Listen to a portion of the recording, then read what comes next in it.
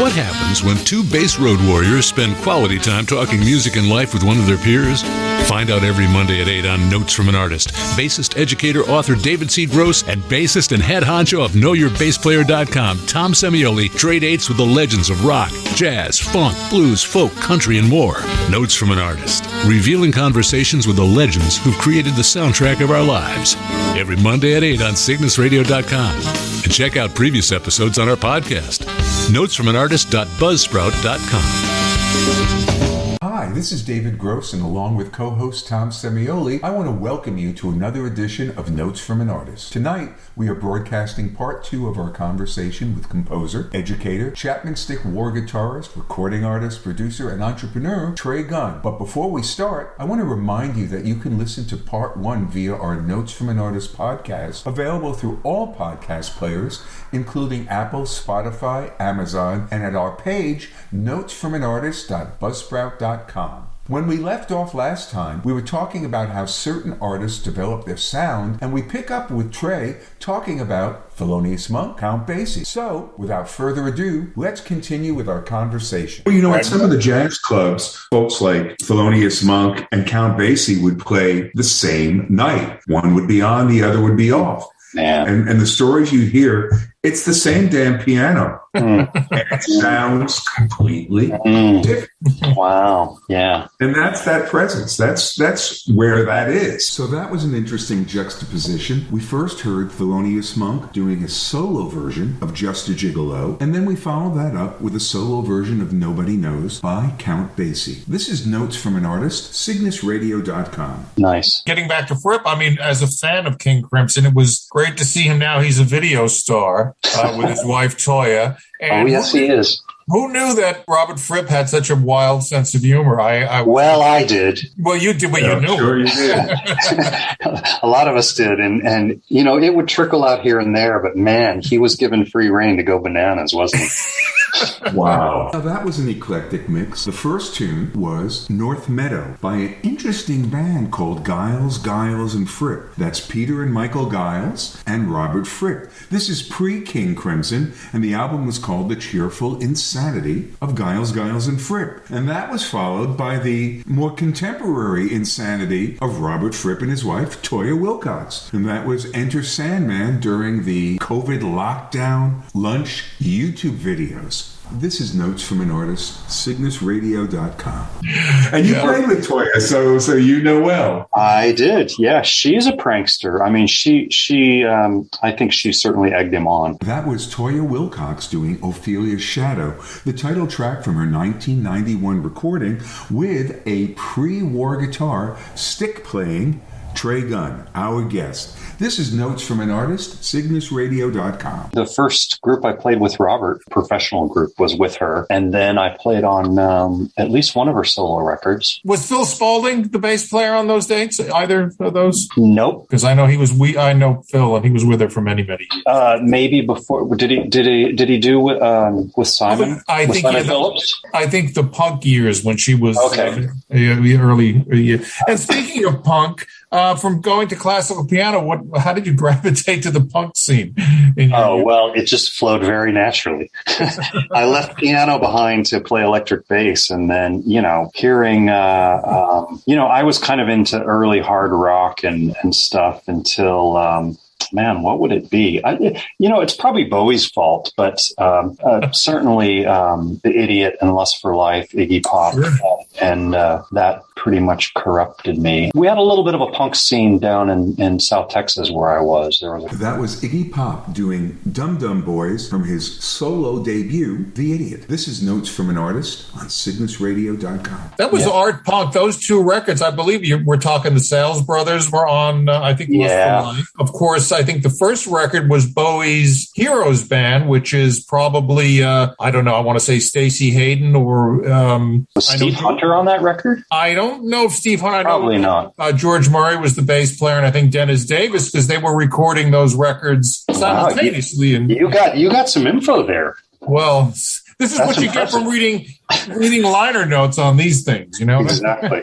You know? Yeah, I loved those records. And I had such a fondness for Iggy for so long that he was even like, I felt like he was my example of, I don't even really care whether I like your record or not. I just have to give you $12 this month because you put out a new record. Yeah. I support your pathway. Yeah. And how did you gravitate to the Warr guitar? I mean, I saw one interview where you said you had wished you started a lot earlier on this instrument. Yeah, you know, my first interest was the tuning of these instruments, these tapped instruments. I had this issue with the guitar that it wasn't quite working for me because of the blues that kept coming through. That just didn't, as much as I liked it, it just didn't suit me, this kind of blues rock thing as a guitarist. And suddenly one day I had this idea that I wonder if it's the tuning, because that stuff just comes out of your hands. And then I remembered, this instrument, the Champan Stick, is tuned in fifths, and violins are tuned in fifths. And I was curious about that. And then I met Robert, and he was using a guitar tuning in fifths. As soon as I put that on my guitar, I was like, I was right. The fourths don't work for me. I stuck that on guitar, and I had it on a bass for a while. And then eventually I was in England with Robert, and he lent me his stick, and I put it on. He said, you should think about playing this thing. Well, I could put it on, and immediately I thought, crap. Well, I mean, great, here it is. But man, everything I've been trying to do, I've just been on the wrong instrument. This is the right instrument. That was King Crimson live, 1996 in Mexico, doing Red. This is Notes from an Artist, CygnusRadio.com. So I played the Champan Stick for a while, and then I met Mark Warr, who builds my Warr Guitarist, which is kind of a cross between like a swanky bass and a Champan Stick. And that's what I've been playing ever since. I have to tell you about the new thing I'm working on, though. And, you know, I guess it's not a regret. I couldn't have started earlier. I started when I started. But now we have lots of young musicians who this is their instrument, and that's what they start on. That's pretty awesome. So what I'm doing now, I don't know if you guys know, is I play horizontally on my lap. Playing guitar and even electric bass, we all develop problems with our tendons at some point. Yeah, I mean, every musical instrument destroys our bodies in some way. You know, I went to a chiropractor a couple of years ago, and he took X-rays, and he's like, "Man, that's weird. Your left hip is like 6 centimeters higher than your right hip." And I was like, "Yeah, that's from standing on one foot and doing pedals, and then having the guitar pull." And he's like, we're going to fix that. And I was like, okay, good. Yeah, what your wrists have to deal with on this instrument, the way you normally play it, it's really awful. Even this one, it looks like it's normal, but actually every position, the angle of the wrist is different, and you're putting all this tension. And man, I just suddenly got afraid that I was getting all these issues, and I thought, I'm not going to be able to play when I'm 70. I still want to play when I'm 70. And I had already been experimenting with the instrument horizontally because with the last configuration of Crimson, I had this fretless Warr guitar, but I also wanted the fretted one. And so I put the fretted one up on a keyboard stand so I could grab some chord stabs while I was playing the fretless, and it was easy to move back and forth. And I thought, you know, I played around with it a little bit when I got home from that tour, and I thought, man, there's something in here. It's scary because I would have to rethink everything. That's what I've done. You guys will find this interesting. Not everybody will, but I bet you guys will. When I thought, well, what would it be like if I really just played it horizontally, and how does it go? And I thought, well, I'm just going to play on one string and just get a sense of what you can do with one string. You know, the thing about tapping is that you can't play a note. You can't really, you can do hammer-ons, but let's just say pure tapping. You can't really play a note unless you clear the string. So this whole thing about releasing is much more critical than for bass and guitar, because your energy is coming from the right hand. The energy is all from the tap. So there's basic practice of like, you need to clear the string between each note. So I was playing around with this on one string, and I thought, man, I'm trying to play this phrase, and some of the notes are just jumping out way louder than others. And like, okay, maybe I just don't have it down. It's new for me. And instead of the hand this way, it's this way. And I started looking at it, and I was like, I don't know, man, something's weird. So Mark Warr and I got on a Zoom call, and he's like, maybe it's because the string is is this way and that. And we looked at it more and more. And finally, once my arms got really relaxed and used to it, what I discovered was that when the hands are like this, there's like a compressor, like you're really just hitting buttons. The tendons don't have the dynamic range isn't actually there. And as soon as I'm raising my hand up so you can see, but as soon as I get like a piano position, the tendons are straight, everything is relaxed. And now there's this insane level of dynamics. Did you have to make any tuning changes because now both hands are going forward? I haven't. Do you have to adjust the action at all? Nope. And so I worked for like 2 years to kind of I felt like I'd gone back to kindergarten, kind of like what we were saying earlier. I needed to reel in the dynamic range. And now I have infinitely wider, like whatever the dynamic range was here, now it's here. And so I've been plotting getting an instrument built for this period, this way of playing. And I've just been working finally with a builder. Do you guys know this band Buke and Gase? Not familiar. I don't think so. You got to check them out.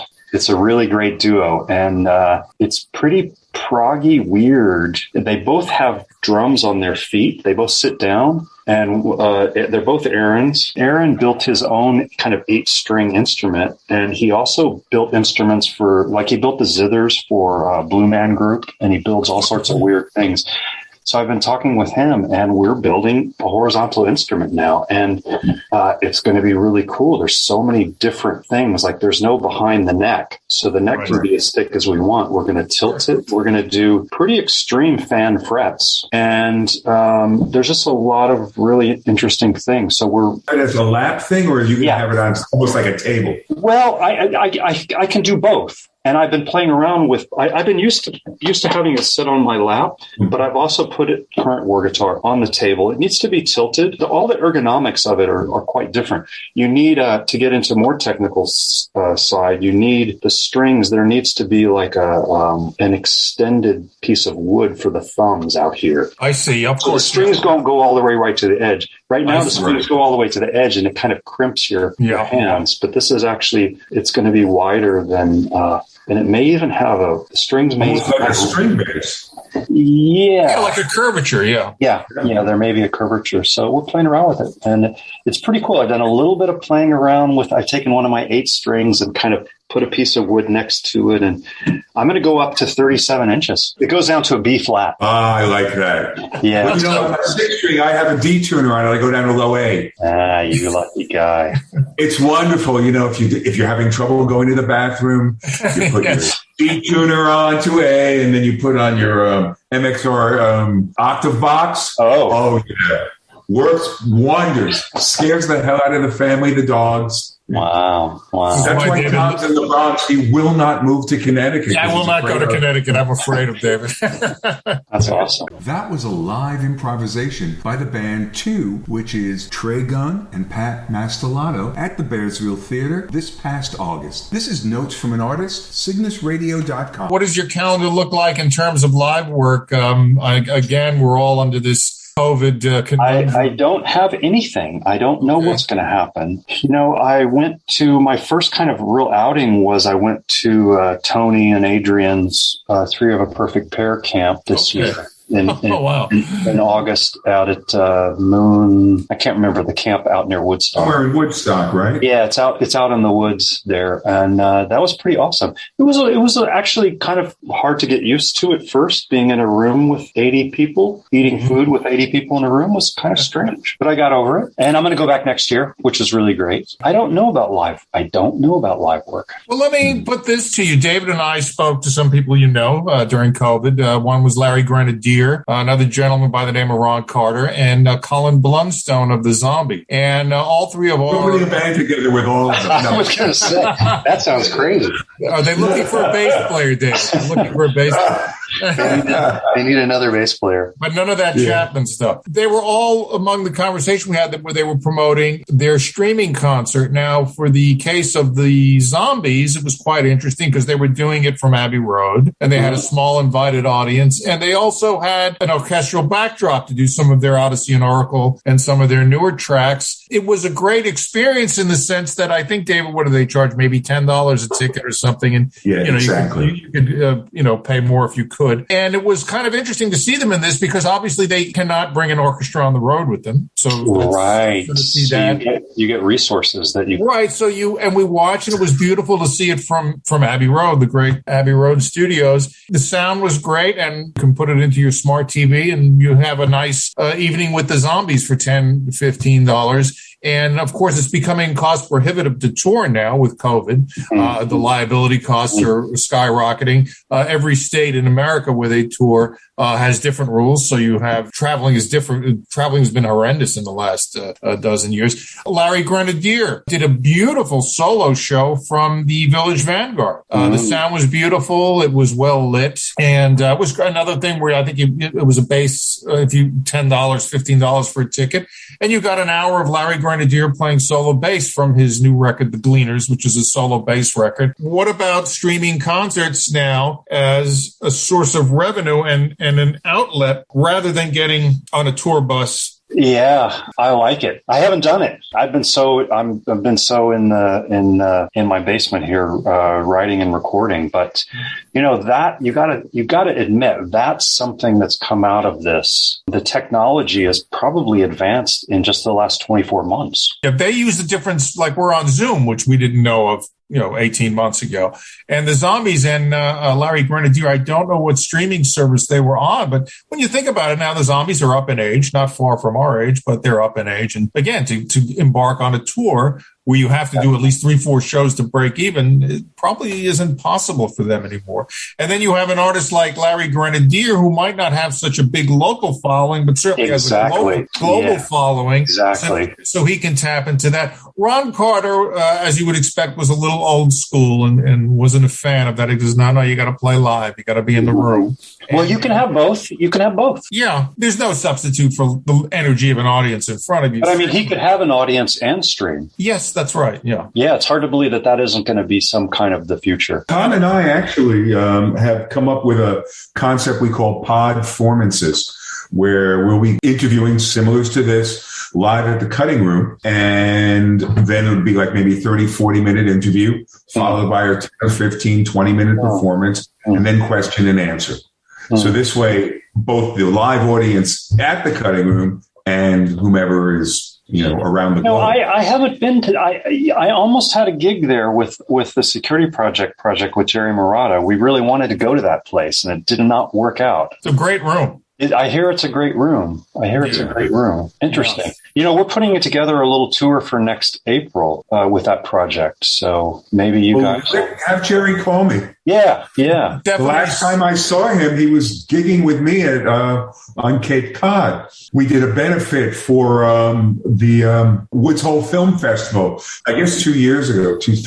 I haven't seen him since, obviously. Yeah, he's been doing. He does this regular summer gig with his brother out there on Martha's Vineyard, which is apparently quite a scene when they show up on Wednesday nights. That was David Sylvian, Robert Fripp, and Trey Gunn live at Massey Hall in Toronto, 1993, tune called Damn It. And, by the way, Massey Hall in 1953 was where Charlie Parker, Dizzy Gillespie, Bud Powell, Charlie Mingus, and Max Roach did one of the most famous bebop concerts of all time. This is Notes from an Artist, CygnusRadio.com. I definitely have high hopes for the streaming platform because, again, it gives you a concert ticket that you, again, might not normally see. And you think about 7D Media. How do your artists, you position them? Obviously, you must position them on streaming services. Yeah. Which is great now that people have access to their catalog, access to their work. But how do you monetize that? You ask them very nicely to go buy your downloads. Yeah. Well, with Spotify and what is it, Amazon, I pay a $9.99 a month subscription, and I've got every King Crimson record and every outtake and all your performances and things. So you need to monetize it in some sense. And if you can't put the guys in a tour van, which I don't think they want to do anyway, you can stream and get revenue. Yeah, that's awesome. awesome. I know Jerry's done some of that from his studio Dreamland up in Woodstock, and that's a beautiful place to work from. Well, I can see music actually in those senses becoming more localized. I love the idea that Levon Helm. You went up to Levon's if you wanted to hear Levon Helm and his buddies. You went to Saugerties and you went for the day. Same thing. Look at Eric Clapton. Pretty much the Royal Albert Hall is his living room, and that's where he plays. If you want to see Eric, I definitely see that touring is not going to be what it once was. It's hard for me to believe that it will. Yeah. It's hard for me to believe that it will come back the same.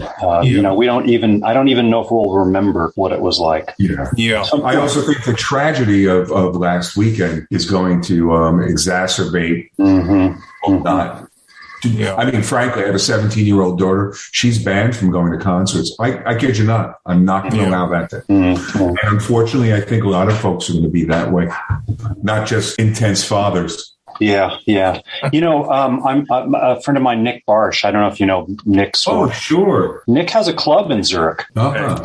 He has a club in Zurich, and, you know, you want to know young musicians, you don't want to know how to get good? Nick plays a gig every Monday night with his band, and he's been doing it for a couple of decades at that club. And I don't know when he bought the club. I think he had the gig before he bought the club. And it's very, you know, he has a particular kind of improvisation, but basically every frickin' Monday, Nick does a little workshop in the afternoon for anybody who wants to come and work with his rhythmic ideas, and then they do a gig every Monday night, and they did a bunch of streaming from the club. That was the aforementioned Nick Barsh doing an improv from his club, November 2019. This is Notes from an Artist, cygnusradio.com. A couple of friends of mine who were just local artists here in New York City made quite a bit of dosh when COVID first started, and they were streaming on Facebook, which is not the optimum platform to play music through. But, you know, they all have a couple of thousand followers, and if everybody throws $10 in the tip jar, wow. Yeah. It does, you know. But again, that's you as a label owner now, a record company mogul such as yourself. You see the importance now that social media and videos on YouTube are to getting the word out, because it's not like going to a local, you know, it's not playing a local gig or like David and Aztec Two-Step where you guys opened up for name artists. You don't have that exposure anymore. No, it's true. That part of the landscape is that's the landscape. But you know something else, Trey, the thing that Tom and I are doing with this and with Podformance is what you're doing with labels, books, all of that. Yeah. The modern day musician must be an entrepreneur, must think of a million and one ways to not have to drive an Amazon Prime truck. And that's basically what it is. Yeah. I see the future as the era of the semi-pro. Pro Tools and digital recording and GarageBand and even an iPhone 8 is a pretty doggone good recording studio. The technology is in everyone's hands. Look what's happened in the film industry now. Look at all the independent filmmakers. Look at all the great stuff. But you know, the thing is, though, that's all well and good, but you still have to know how to market it. You still have to know how to get all of that. So I think the tools may have changed, but the concepts to get eyeballs and earballs to listen, you know, is still the same. Well, Trey, we did a publicist roundtable recently just talking about this very problem. And or this challenge, I should say. There's no such thing as a problem. And one of the difficult things now is media is fragmented. Okay, when we were growing up, if you were in New York, you picked up the Village Voice or Time Out New York, and you knew who was coming to town this week. That doesn't work anymore. So you need a staff on social media pounding out missives by the hour. It's not like a copy of Rolling Stone, which would sit in your house for 6 months, and you can finally get to that Trey Gunn King. That was like a copy of Rolling Stone burned every 3 hours. Yeah. Yes. Magazines had long shelf life. If you got coverage in a magazine, that went a long way. Whereas Facebook, Instagram, etc., it's just a few seconds and it's gone. So, and I think we're also in an interesting place because COVID has sort of, I think people are much more interested in themselves than they've ever been before, because the last 18 months, they've been here. They've been doing this. It changes the ball game when you're not interacting, whether it's live on stage or even in a recording studio with others. You become very myopic, but positive things are on the horizon. Yeah. You know, what's interesting, one thing I found really interesting about the last couple of years, and I'm sure you guys have had the same experience, was I actually got flown to a session like 3 years ago for the first time in a long, long time. And, you know, when I do sessions here at home, it takes forever. And when I went down to do this session, like the old school days, we finished the whole record in a day and then like recorded 6 other tunes. And I played really well. I'm sure there was some editing going on, but when I'm working by myself and doing the editing and all, it takes for fuck all. Yeah. I think they call that anally compulsive. I mean, some of it is you're handing over the engineering tools, but the real thing for me is that I'm in the room with the artist and you just feel right away whether this is a good idea or not. Whereas when I'm here on my own, I was like, this could be a good idea. I got to take it a little further to see, and a little further and a little further. Okay, I'll try it. But when you're in the room with other people, you just, you have this, I'm sure it's not a sixth sense. You just have a sense of whether it's working. I also feel like when I'm in the room with other people, some things that I think really aren't that great of ideas, but they're all super on about, I'll go with them. And then it becomes really cool. I think when I'm on my own, I probably censor that shit. Yeah, sure. And I go with just what interests me, which is kind of gets into that deeper thing of what's really happening. Is it just you, or is it a communal thing? Yeah. Yeah, and of course, there's no substitute to me. A good producer and a good engineer giving you feedback. You know, yeah. You may think you've done a lousy take, and then they say, "No, come in the booth and listen." And you go, "Damn, I thought you nailed the part." Well, what was that Ian Hunter album? You're Never Alone with the Schizophrenic. Yes, right. That's great. I didn't know that title. What I'd like to do, I'd really like to tell everyone, I think this original coaching program is a brilliant thing. I think it's very important. And while you are sitting at home composing or whatever you're doing, Trey would be the perfect instructor for you. I think learning about music in a much wider, more holistic way is a good thing. Opening your ears is a good thing. And, whatever it is, I'm against it. That's what Groucho used to say, right? Like that. As a coach, Trey, what do you learn? I mean, we've all taught people. Oh, man, to me, sometimes I feel bad even charging people because I get so much more out of it than anyone. And, in a way, I feel like I get to sit, for me, coaching is a little bit different than teaching in that I'm not trying to give you any of my secret information. I'm listening and I'm asking questions and I'm listening for what is it that your real aim is. And how do you get there? And are you getting there? That's the end of the story. I can even coach people who I totally don't like the music at all. It doesn't have anything to do. Whereas I feel like as a teacher, I'm kind of in the role of teacher, which never really quite worked for me. I'm more working with my biases and you should do this. And right. I know you should do this. So what's cool about it for me is that I feel like it's hard not to get metaphysical about this. We're each working with this medium, right? This for us, it's music. In our conversation, it's music, and you have a sense of what you're doing with it, and it's right here in front of you, right? This piece, or this recording, or these series of chord changes, or these rhythms that I really fascinated with, or these lyrics or whatnot.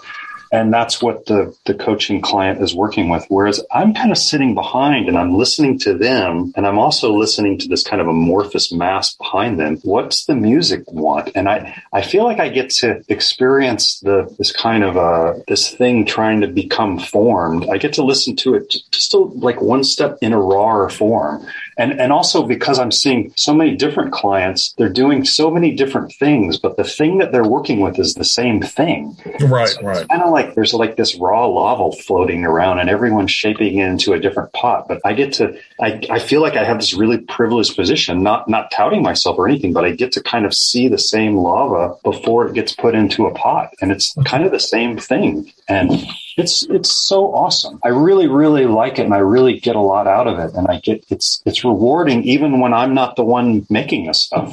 Yeah. I just came up with a great idea. We do these tips from the top videos. We did one with Ron Carter. What if we get back together again in like a week or two? We pick 4 songs, almost like a blindfold test, and have an original coach session that we can put on our YouTube channel. Sure. We'll just randomly pick 4 songs. How does that sound? To sort of actually promote what you're doing in an interesting way. Yeah, that's cool. You mean stuff that you guys are working on? Or are you talking about? No, I'm just going to pick some stuff. Oh, okay, great. And speaking of picking songs, Trey, this is a radio show. What are some of the tracks you're most proud of when you look over your recorded career? Oh, the record, the last Crimson record, The Power to Believe, is really awesome. I feel like there was something really special about the Sylvia and Fripp record Damage, which is live at the Royal Albert Hall. I don't even know what to say, what track on there. I took a long break from Crimson. Now that I've gone back and listening to some of the Power to Believe, it's really, really, even I have to admit, it's really great. but I always felt like the Damage record was something that I would never kind of eclipse in my life. So I've been archiving all my recordings back to 1978, my first 4-track cassette. That's what I did for COVID. Digitized all my my ADATs too. And so I have that. And what's really interesting is that a couple of the records, like David Bottrell mixed a couple of my records, and I would never remix those. But I have gone in and listened to that record, and I want to do some things. But I've gone and put up quad speakers, spread it around in quad. It is so much better than stereo. This particular music, this kind of layered instrumental stuff, squeezing it into stereo, you have to actually do a lot of work to make it all fit, all these layered things. And when I put it out in quad, you don't have to EQ as much. You don't have to. Right. Yeah, that's true. Yeah. And I'm not talking about like 5.1 where you're still seeing the center. I'm putting the tabla back there and the bandier here and one guitar part here. And I'm going to be remixing some of that stuff in a quad format. But that's a great record. I've always enjoyed that record. Yeah, that was kind of the Stick really went to another level, I thought. Trey, great talking to you. Nice hanging with you guys. All right, we'll let you know when this goes on the interwebs and on our podcast and on the radio show, and we'll tune in. Awesome. Okay, yeah. So great to see you. Good hanging with you guys. All right, bye now. And there you have it. I want to thank Trey Gunn and, of course, my partner in crime, Tom Semioli, for another fabulous and informative interview. I would encourage all of you to look into Trey's coaching program at originalvoice.coach. And I would also encourage you, if you have missed any of our previous shows or want to listen again, we invite you to our podcast, also titled Notes from an Artist, which you can find on all major podcast players or at notesfromanartist.buzzsprout.com. So, this is David Gross for Tom Semioli and Trey Gunn. Thanks for listening, and we will see you next week.